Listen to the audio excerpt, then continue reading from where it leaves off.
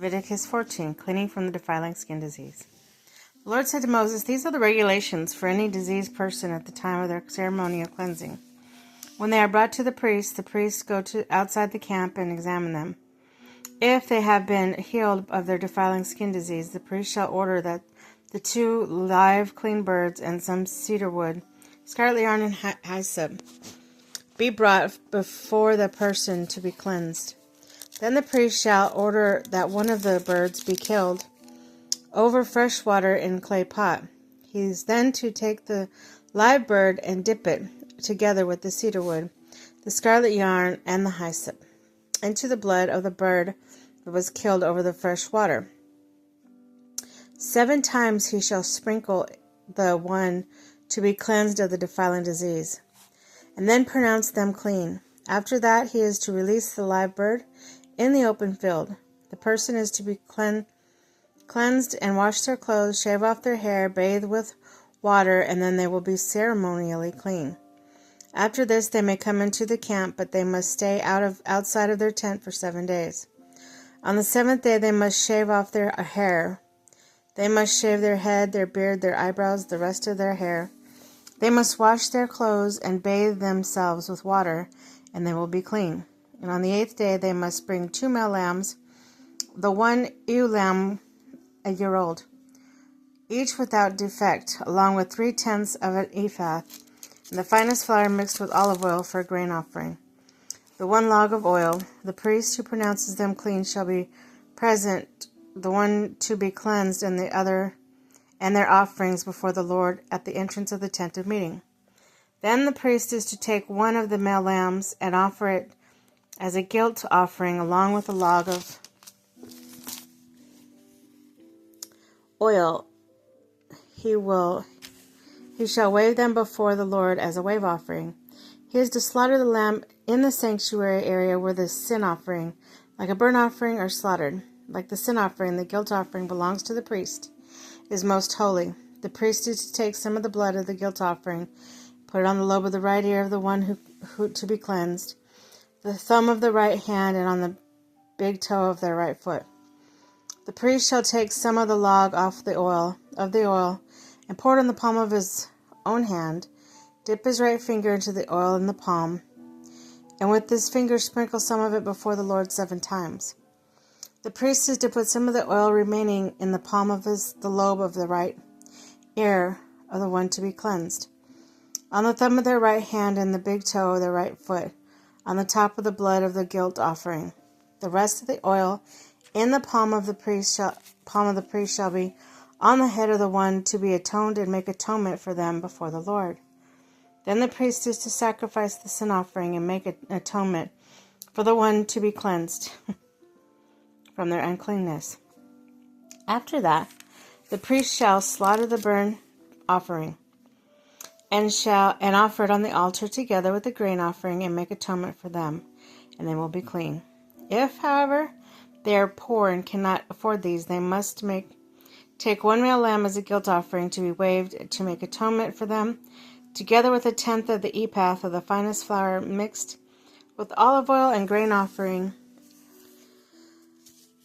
a log of oil, and 2 doves or 2 young pigeons, as they cannot afford. For one is a sin offering, and the other is for a burnt offering. On the 8th day they must bring them for their cleansing to the priest, the entrance to the tent of meeting before the Lord. The priest is to take the lamb for the guilt offering together with a log of oil and wave them before the Lord as a wave offering. He shall slaughter the lamb for the guilt offering and take some blood and put it on the lobe of the right ear of the one to be cleansed, on the thumb of their right hand and on the big toe of their right foot. The priest is to pour some oil onto the palm of his own left hand, and with his right forefinger sprinkle some of the oil from his palm 7 times before the Lord.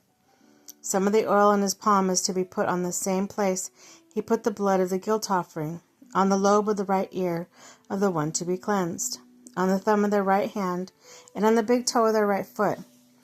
The rest of the oil in his palm the priest shall put on the head of the one to be cleansed, to make an atonement before the Lord. Then he sacrifices the doves or the young pigeons, such as the person can afford. One is a sin offering, the other is a burnt offering, together with the grain offering. In this way, the priest will make atonement for the Lord on behalf of the one to be cleansed. These are the regulations for anyone who has a defiling skin disease and who cannot afford a regular offering for their cleansing. Cleansing from defiling molds. And the Lord said to Moses and Aaron, when you enter the land of Canaan, which I am giving you as your possession, I will put out a spreading mold in a house in that land. The owner of the house must go and tell the priest, I have seen something that looks like a defiling mold in my house. The priest is to order the house to be emptied, and before he goes to examine the mold, so that nothing in the house will be pronounced unclean. After this, the priest is to go in and inspect the house. He is to examine the mold in the walls. If it has greenish or reddish depressions that appears to be deeper than the surface of the wall, the priest shall go outside the doorway of the house and close it up 7 days. And on the 7th day the priest shall return to inspect the house. If the mold has spread on the walls, he is to order the contaminated stones to be torn and thrown into an unclean place outside the town. He must have all the inside walls of the house scraped and the material that is scraped off dumped into an unclean place outside the town. Then they are to take the other stones and replace these and take new clay and plaster to the house. If the defiling mold reappears in the house after the stones have been torn out, and the house scraped plastered, the priest is to go and examine it. If the mold has spread in the house, it is a persistent defiling mold, and the house is unclean. It must be torn down and its stone timbers, all of the plaster, taken out of the town to an unclean place. Anyone who goes in the house while it was closed up will be unclean until evening. Anyone who sleeps or eats at the house must wash their clothes. But if the priest comes to examine and the mold has not spread after the house has been plastered, he shall pronounce the house clean, because the defiling mold is gone. To purify the house, he is to make 2 birds and some cedar wood, scarlet yarn, and hyssop. He shall kill one of the birds over the fresh water in the clay pot.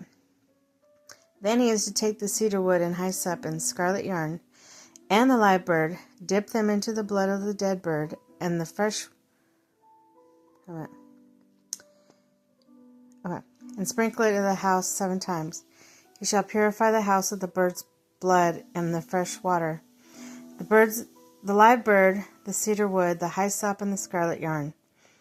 Then he is to release the live bird in the open field outside the town. In this way he will make atonement for the house, and it will be clean. These are the regulations for any defiling skin disease, for sore, for defiling molds in fabric or in a house, and for swelling, a rash, or shiny spot, to determine something is clean or unclean. These are the regulations for defiling skin disease and defiling molds.